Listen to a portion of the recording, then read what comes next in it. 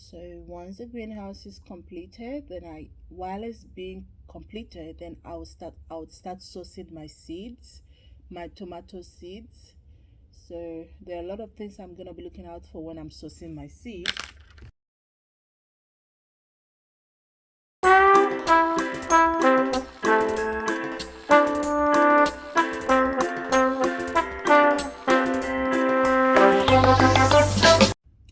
Hi YouTube fam, how are you all doing?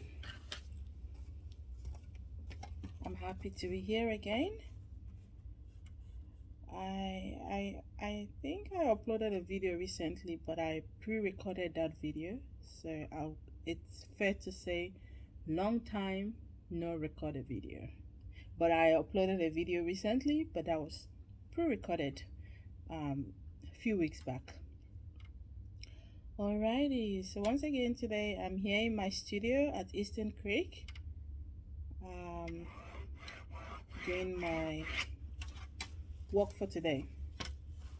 As always, I always have a lot to complete, so I'm trying to make this pattern that I need to make an outfit that is to be picked up this evening. Okay, today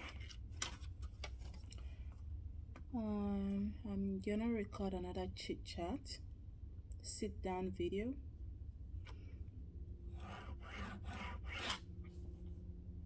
Or I don't know what to call it. Sew with me chit chat. You know how people have get ready with me chit chat? Mine is sew with me chit chat. Chit chat.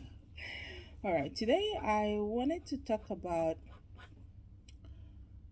how I'm gonna go about cultivating my land. And if you've watched my previous videos, you would know like I have so many ideas of what I want to do on the land, from fruit cultivation of indigenous fruits through to having like a seed bank where I store up all those indigenous seeds for the future. And I also want to do like the normal crops, like seasonal crops, um, long-term crops. And today, one of those crops that I'm planning to grow is the tomatoes. And I wouldn't necessarily grow it as a seasonal crop, but I'll grow it in a greenhouse so that way I can have much control of the weather and the irrigation, and much control of unwanted pests. So that way it's not per se going to be a seasonal crop. I can decide what season I want to grow the tomatoes. And the reason why I've chosen tomatoes because in Nigeria, tomatoes is like something that Nigerians consume on a daily. It's a very important ingredient in making a lot of Nigerian cuisines. And you know the famous one, jollof rice. Jollof rice, one of the ingredients that make it stand out or that gives it the name jollof rice is actually the tomato base. So it's a very important ingredient in preparing the famous Nigerian dish jollof rice. We have the tomato stews and so many other cuisines. So tomatoes as a vegetable, and also a lot of green leafy vegetable, but I'm not really gonna go into that. The reason is I want to grow crop that people don't commonly grow, and such I'm not gonna go with the vegetable because there's so many local farmers that grow the vegetable. So yeah, so tomatoes and maybe pepper, because whenever you see tomatoes you have pepper. So I'll grow that in the greenhouse. And a lot of the crops that I'll be growing, they will mainly be grown in the greenhouse, and the only ones that will be grown outside the greenhouse would be like my long-term crops and the fruit trees. So my long-term crops like the palm fruit, um, and all the fruit trees that take many years to mature. I'm still making a selection of those plants that I would grow, but the one that I know for sure is the palm fruits. And in those indigenous fruit. And now I also know for sure that I want to grow tomatoes and pepper. Yeah. So yeah, I wanted to update you guys. So obviously I know this is gonna be a very, I don't know, very intensive project. But I'm not in a hurry. I'm just gonna go at the pace that I can go. 2, 3, 4, 5. Yeah. So the first thing that I'm doing on the land is the clearing of the land, and once it's cleared, I know like I have to continually clear the land. One of the things that will take a lot of manpower is maintenance of the cleared land, because weed would constantly grow, so I have to figure out how to like really control the weed. I'm thinking like if I clear it once, I need to see how I can completely uproot the roots, so there's no residual roots in the ground that can spring up. Like it's just like shaving or plucking your eyebrows, sorry, I mean, you pluck it this week and then the following week it's grown back again. So that's almost the same as weed.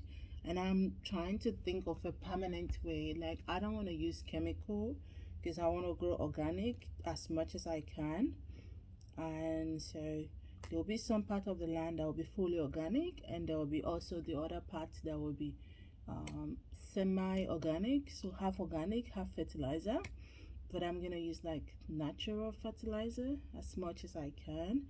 I'll use manure, chicken poop, cow manure, and yeah, as natural as possible. Yeah. So what was I saying? So I said majority of the crops, like I don't know, I think they call it, is it cash crop? The ones that have a short lifespan, like you grow, you harvest, you regrow, like the tomatoes and pepper. I'll grow them in the greenhouse. So the first thing I'll do is to clear the land and weed it properly, and then I'll map out the land according to what project I want to do in each section. And also I'm gonna be having like a little farmhouse building there. So that's another project for the land. And of course I need to do the borehole to provide for water. And the land that I got, there's a little stream running at one end, so I'm gonna take advantage of that stream. If I can connect a pipe there, and that would help. But then when they say little stream, it might maybe run dry during the dry season. I'm not really going to fully rely on that. I'll build my own borehole.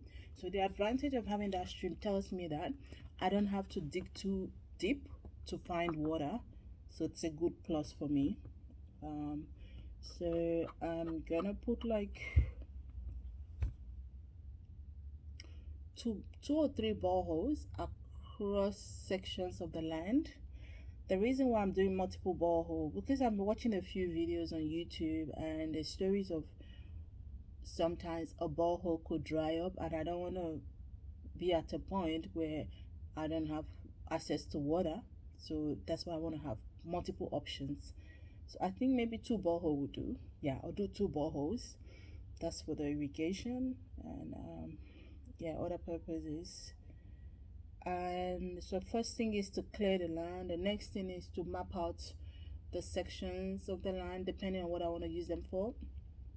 Then I have to put up the borehole, and then I need to start.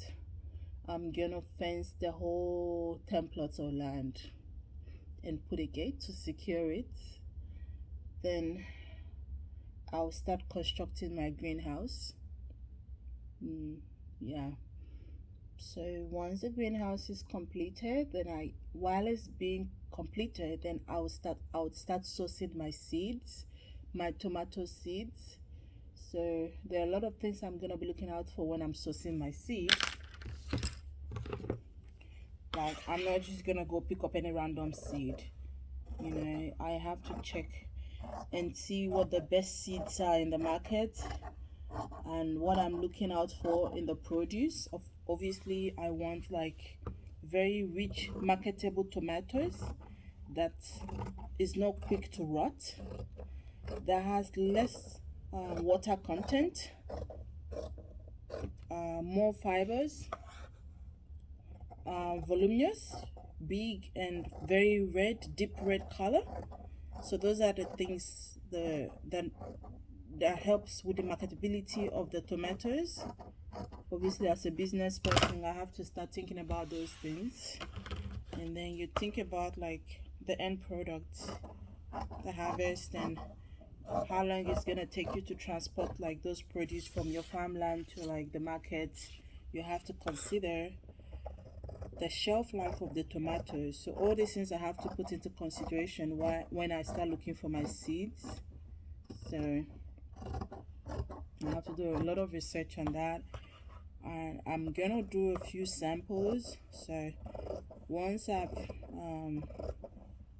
selected like my top best seeds, I'll start out a little bit and just grow like few of those seeds, wait till harvest time, compare it, then from there I can then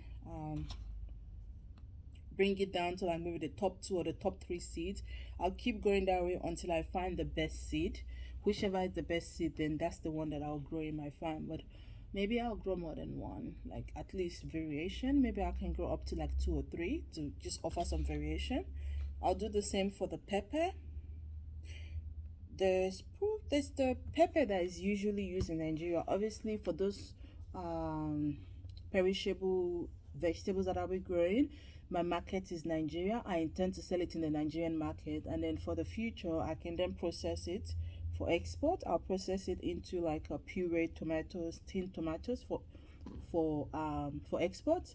But that's not what I'm looking at now. For now, I'm just gonna sell direct, like the primary produce to the market. And also for the pepper, I have to actually grow the pepper that is consumed in Nigeria. As you all know, there are different variation of peppers. Pepper. Some people call it pepper, whatever.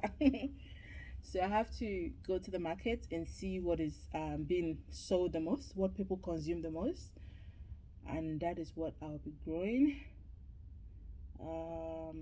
Yeah, for now, just the red pepper. They call it tatashe in Nigeria. So that's the one that is widely consumed in Nigeria. I'll be growing that, growing the tomatoes. I would also grow the habanero pepper. That is widely consumed as well. And Nigerians, they like hot things.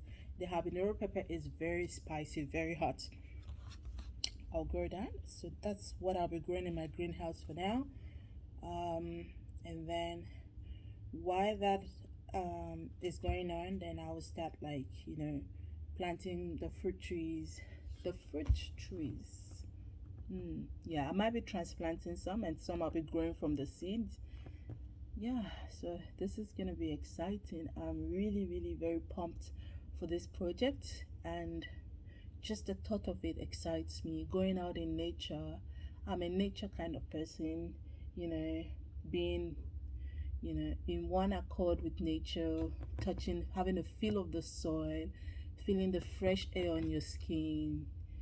It makes those kind of things make me feel good. So I'm really excited about this project, and yeah, I just wanted to give you guys a quick update, and I can't wait to be live in the farm and be making videos live and direct from my farmland. I just can't wait, and that would happen very soon. Pray for me, guys. Pray for me. All right, thank you guys, and thank you for sticking around to watch this video. And for all of you that keep coming back to watch and like the videos, I really appreciate you. To all my new subscribers, welcome. Thank you for joining us. And I would really appreciate if you can leave me comments. I've noticed that people don't really write comments. Even if you just say, wow, good job, Blessing, I like what you're doing, or just contribute. You can give me advice. Just write anything, or just put an emoji, whatever. Thank you guys. Hope you enjoyed this video. I'll see you in the next video. Bye for now.